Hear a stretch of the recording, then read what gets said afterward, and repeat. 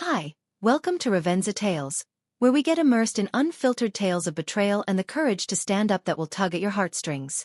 If you're inspired by stories of strength and justice, that subscribe button, turn on notifications, and leave a like to become part of our impassioned group. Leave a comment below with your own tales of standing tall. We can't wait to hear them. Imagine a bright Mother's Day, full of promise, shattered by a heartless joke that exposes a family for what they really are. This is the true story of Evelyn, a 74-year-old grandmother whose devotion was assumed, until a heartbreaking moment ignited her struggle to take back her self-worth. Prepare for a story of sorrow, awakening, and a quiet strength that'll leave you in awe. Evelyn came to her daughter Laura's house on Mother's Day, her own heart filled with excitement. The sun cast its rays through the living room windows of their Boston suburb home, sending golden light upon the oak floors. She was dressed in her beloved emerald dress, its silky material making her look elegant, a dash of poise at 74. In her arms, she had a vase of just-picked lilies and a tin of freshly baked lemon bars for her grandchildren. "Grandma Evelyn!" squealed her youngest granddaughter, Sophie, running to greet her with open arms. Their hugs enveloped her in bliss, a moment of perfection that would be over all too soon. Laura's husband, Stephen, gave her barely a nod, his gaze riveted on his phone. Laura came out of the kitchen, smiling tightly, not quite reaching her eyes. "Mom, so glad you're here," she said, her voice strained. "We've got a special surprise for you." Evelyn settled on the plush sofa, surrounded by her family, the grandkids gathered at her feet, their faces bright with excitement. Laura pulled a pastel blue card from her purse, its edges adorned with crayon flowers drawn by the kids. "It's from all of us, Mom," Laura said, handing it over. "Read it out loud so everybody can hear." Evelyn's fingers quivered as she opened the envelope, her heart lifted by the children's drawings. "How considerate," she mused, her voice bright and willing as she started. "Roses are red, violets are blue." Her voice wavered, the following words striking like a blow. "You're a heavy load. Nobody wants you around. Your time is over. Time to leave. Signed, your family that hates you anymore." The room fell silent, the air charged with tension for what seemed like an eternity of 3 seconds. Then Stephen emitted a rough, mocking laugh, his eyes sparkling with humor. Laura clapped her hand over her mouth, but her muffled giggles escaped. Even the children, not quite understanding the words, laughed along, copying the adults. "Did you see your face, Mom?" Laura asked, laughing more. "Stephen, tell me you took a picture." Evelyn's heart broke, tears gathering in her eyes, flowing down her creased cheeks. The card fell from her trembling fingers, settling on the floor. "It's just a joke, Mom," Laura said, her voice lacking sympathy. "Don't be so dramatic. You always make such a big deal over everything." Stephen reached for the card, sneering. "Yeah, Evelyn, lighten up." "But you know," he spoke with condescension, pausing, "you've been getting around a lot these days. Perhaps it's time to consider other possibilities." "Other possibilities?" Evelyn's voice cracked. Hardly a whisper. Laura sat facing her, her face impassive. "There are wonderful senior living facilities for individuals your age, Mom. You'd be more at ease with your own kind." The phrase, senior living, had the ring of a verdict, a strategy to put her out like a worn-out relic. "But I thought..." Evelyn's voice quavered, barely audible. "I thought we were celebrating Mother's Day together." "We are," Stephen interrupted, his voice condescending. "But let's face it. You're not young anymore. You require special attention, and we've got lives to live." The grandkids gazed at her, puzzled, the oldest, 8-year-old Liam, taking her hand. "Grandma, why are you crying?" Before she could reply, Laura dragged him away. "Come here, Liam. Grandma's fine, just being emotional." Evelyn sat rigid, the force of betrayal sagging her. On a day intended to celebrate her motherhood, her own daughter had made her a pitiless family joke. Her legs trembled as she rose, grasping what dignity she still retained. I should go," she said, her voice barely above a whisper. "Okay, Mom," Laura muttered, not even getting up from the sofa. "We'll call you back." Evelyn went to the door, her feet heavy, her world falling apart within her. That evening, in her own Boston house, she wept until her tears evaporated. But deep within the shadows, something began to awaken, a spark of determination, a flame she had not known in years. The shame had roused a strength long dormant. It was time for her family to meet who Evelyn really was. The following morning, she blocked their numbers, her hands steady even with the pain in her heart. But before that, she had to know how she'd ended up at this hurtful place. She sat down in her old armchair, the one where she'd rocked Laura to sleep 45 years ago, and let the memories roll back like a film reel. It began when she was 29, a single mother after Laura's father vanished. He'd left a note on the kitchen table. "I can't do this. I'm sorry." No goodbye, no glance at 3-year-old Laura, asleep in her crib. That night, Evelyn held her daughter as she sobbed for her daddy, whispering, "He had to go far away, my love." She vowed Laura would never want for anything. For 15 years, Evelyn worked double duty at a textile factory. Her fingers hardened from sewing uniforms into the wee hours. Every penny extra went toward Laura's future. School materials, clothes, ambitions. When Laura, now 17, wanted to pursue nursing, Evelyn cashed out her mother's pearl necklace, her one piece of family heirloom, to pay tuition. "Mom, are you sure?" Laura implored, her eyes wide with wonder. "Absolutely, my love," Evelyn said, smiling. "Your education is everything." Over the course of Laura's 5 university years, Evelyn scrubbed offices on weekends, her back sore but her heart swelling to watch Laura study at their tiny dining table. At Laura's graduation, Evelyn cried with pride as Laura hugged her. "We did it, Mom," Laura exclaimed. "This is because of you." When Laura dated Stephen, Evelyn approved of him initially. Courteous, reliable, apparently devoted. For the wedding, Evelyn shelled out $15,000, half of her savings, to give Laura her fairy tale day. "Mom, this is too much," Laura exclaimed, holding on to the check. "Nonsense," Evelyn said with a smile. "It's your day." When they purchased their first home, Evelyn provided them with $30,000 for the down payment, wiping out her savings but delighted to see them in a home. When the grandkids, Sophie and Liam, were born, they were her world. After Laura's maternity leave, Evelyn became their daily caretaker, walking 8 blocks to their house at dawn. She made breakfast, packed lunches, took them to the park, read bedtime stories, and kept the house spotless. "I don't know what we'd do without you, Mom," Laura used to say, her voice warm. "You're a godsend." But over time, the gratitude faded. Her advice about the kids, Liam's cough, Sophie's shyness, was brushed off as meddling.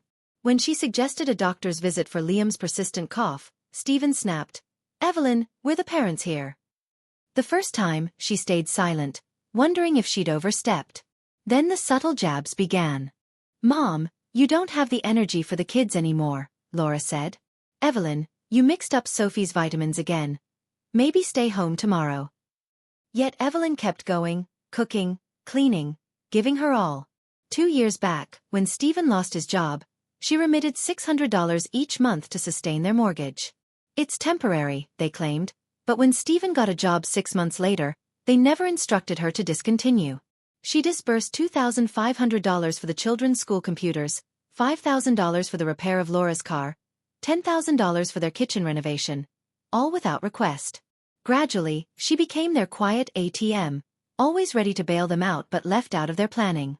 Last year, Evelyn heard about Stephen's birthday dinner from Liam's enthusiastic gossiping about having a secret party. "Why wasn't I invited?" she challenged Laura on the phone. "Oh, Mom, it was intimate, just the 4 of us," Laura replied. "You'd have been bored." But on social media, 25 were guests, Stephen's family laughing in pictures. Everyone but Evelyn.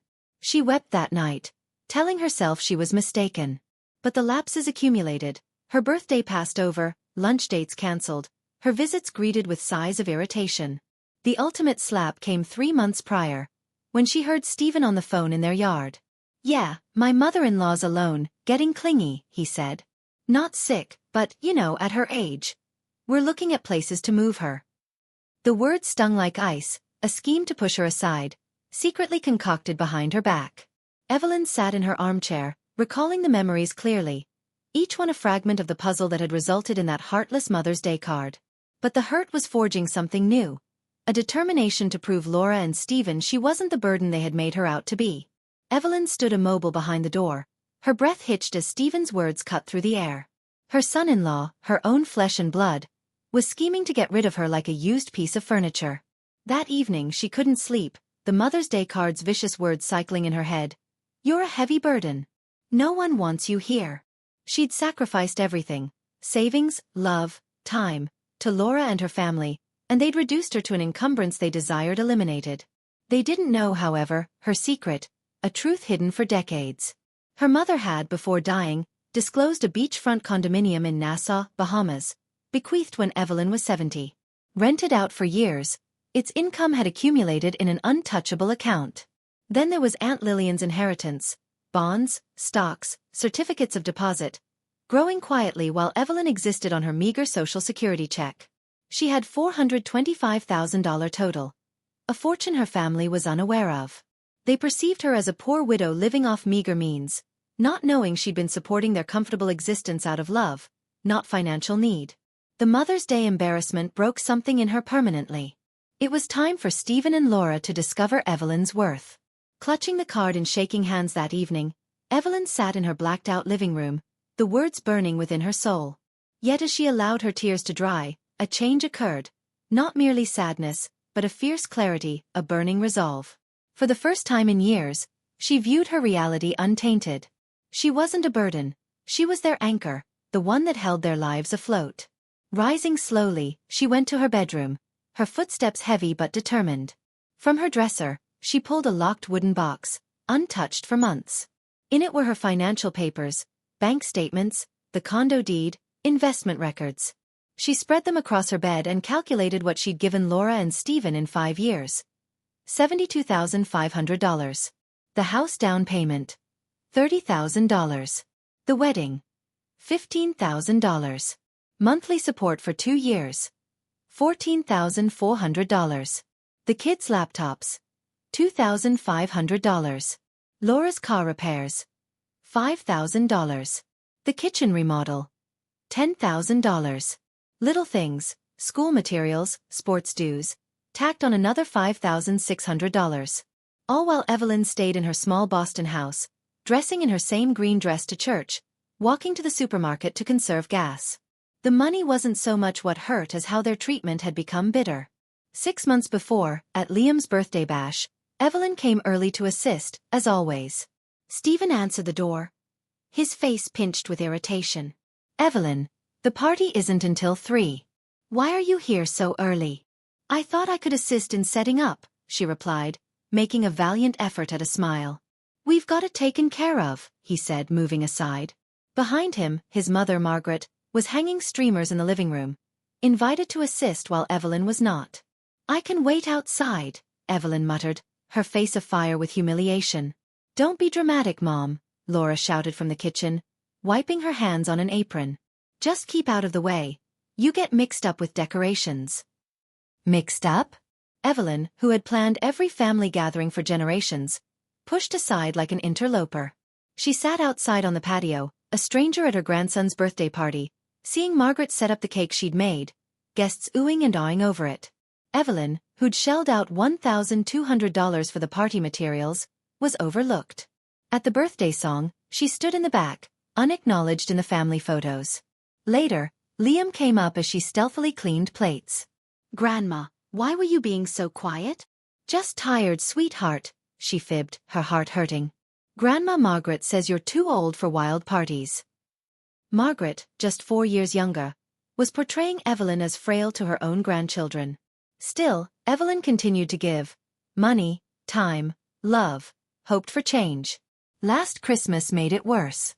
She'd spent $3,500 on gifts, a bike for Liam, a tablet for Sophie, French perfume for Laura, a cordless drill for Stephen.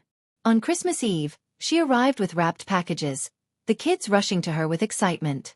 But Laura quickly intervened.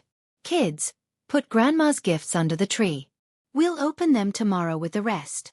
Her presents vanished into a pile of packages they'd bought themselves. When the kids opened gifts, no one mentioned Evelyn's contributions. Their vague thanks, everyone stung. Worst was the heirloom pearl necklace she'd given Laura, passed down from her grandmother. Mom, it's nice, Laura said, barely glancing at it. But I don't wear jewelry much. Maybe save it for the kids later. She handed it back, unopened, dismissing a piece of family history Evelyn had cherished. Evelyn had pictured Laura wearing those pearls, a vision she'd held for months. That night, alone, she clutched the necklace box and wept, not for its value but for the indifference to her heart. The final straw came 2 months ago when Evelyn caught the flu, bedridden with a 102-degree fever. Too weak to cook, she called Laura, hoping for a meal or a check-in. "Mom, we're slammed," Laura said. "Stephen's working on a big project, and I'm on double duty. Can't a neighbor lend a hand?" "Honey, I can hardly walk," Evelyn implored. "Mom, you are not a child," Laura snapped. "We can't abandon all for a cold." A cold. Her fever reduced to inconsequence. Laura hung up and didn't return the call. It was Mrs. Callahan, her 80-year-old neighbor, who brought over homemade soup and insisted Evelyn take her medication. A near stranger treated her with more kindness than her daughter. When Evelyn got well and went back to visit, no one asked how she was, as if it never occurred. Now, staring down at her financial papers, the reality became clear. She wasn't their doting grandmother. She was their emotional ATM. When they needed money, Evelyn was there. When they needed babysitting, Evelyn was there. When they needed someone to blame, Evelyn was there. But when Evelyn needed love, TLC, or a mere phone call when she had a fever, she didn't exist. A shiver ran down her spine. What if they'd already phoned senior homes, threatening to prod her out? The idea urged her on. She started writing out a plan, her pen moving with a calmness she hadn't known in years. Her condo in Nassau, its accounts still untouched, could be her sanctuary. Her investments could pay for a new life, one in which she was no longer a burden but a woman taking back her worth. But first, she'd have to face Laura and Stephen, not with rage, but with the soft strength of her truth. The ambiguity of what they'd do next loomed above her, a shadow of doubt. That evening, Evelyn made the most difficult decision of her life. Her pulse pounded as she booted up her old laptop, accessing her online bank for the first time in months. Every click seemed like taking back control. First, she canceled the monthly $600 transfer to Laura's account, her finger hovering over the confirm button. Second, she shut down the joint savings account, intended for family emergencies but used only by Stephen and Laura. Third, she amended her will, rerouting everything earmarked for Laura and Stephen to a foundation for abandoned seniors. Fourth, she did something she never thought she'd do. She purchased a first-class airline ticket to Nassau, Bahamas, to visit the beachside condo she'd inherited. It was time to take the life she deserved. But first, she'd make Laura and Stephen know just what they'd lost.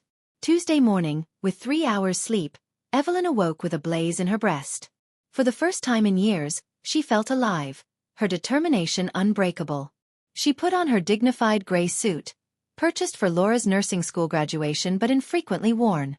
She carefully applied makeup, pulled her silver hair back into a neat bun, and stood tall, not the helpless grandmother they'd taunted, but the strong woman she'd always been. Her first destination was the bank. Her money manager, Mr. Thompson, looked up at her surprise visit. "Mrs. Evelyn, what can I do for you today?" he asked, putting on his glasses. "I'm cutting ties with Laura on a large scale," she declared firmly, unflinchingly. In 2 hours, she took down her financial connections to Laura. She shut down all automatic drafts, closed the joint checking account, and transferred $200,000 from her investment accounts into her checking account for her new existence. "Are you sure you want to do this?" Mr. Thompson asked, worry furrowing his brow. "These are huge steps." "Absolutely certain," Evelyn answered, her gaze firm. "It's my money, and I determine how it's spent." Then she went to see her attorney, Mr. Whitaker, who'd managed her affairs for many years. "I want to redo my will," she stated, leaving no question. Mr. Whitaker, who'd known her since Laura was a little girl, sat back, taken aback. "Evelyn, is something wrong?" "This is extreme." "Everything's clearer than ever," she stated. She outlined her plan. Her estate would go to a foundation for homeless seniors, with a trust for Liam and Sophie, accessible at 25 only if they maintained genuine contact with her, not out of obligation. "Evelyn, maybe take a few days to reflect," Mr. Whitaker urged. "These changes are permanent." "I've had 74 years to reflect," she said, signing the documents with a steady hand, no trace of doubt. At the travel agency, she'd scouted out her Nassau condo, a 3-bedroom jewel in a lively beachfront neighborhood, leased for years, its profits accumulating in an untouched account. I want a ticket to Nassau this Friday, she informed the agent, her voice full of determination. A vacation, ma'am? The agent asked. A freedom, Evelyn said, reserving a first-class flight. If she was beginning anew, she'd do so in style. But there was one thing left to take care of: her letters. Back in her house by noon, she sat at her oak desk, taking out creamy letterhead she had purchased years ago and never utilized. It was time to bear the truth for Stephen and Laura. She wrote the first letter to Laura. My dearest Laura, by the time you read this, I'll be en route to Nassau, to the beachfront condo I've inherited. A condo that you never knew you had a part of. I have terminated all financial aid that I've been giving for years. The $600 a month withdrawals are withdrawn. The joint account in case of emergencies is shut down. This isn't punishment. It's a lesson in self-sufficiency I should have given you long ago. For years, I shared my time, money, energy, and love with you. But then you chose to see me as a maid and a bank rather than a mother. The final straw was the Mother's Day card.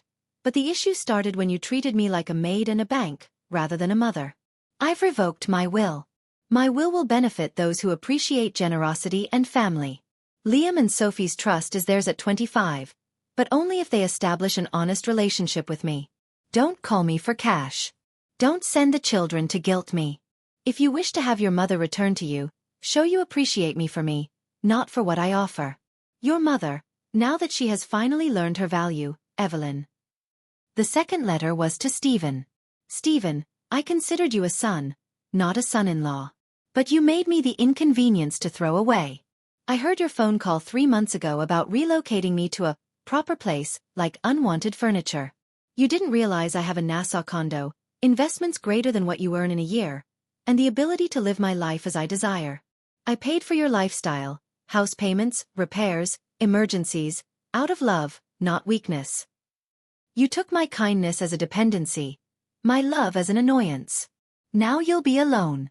Evelyn. She addressed the letters, dropped them on her coffee table to be found, and smiled. It took 74 years, but she learned an important lesson. People learn how to treat you by what you tolerate. She tolerated crumbs of love, afraid to be alone. But to be alone was preferable to being with someone who did not respect her. She wasn't alone, she was free.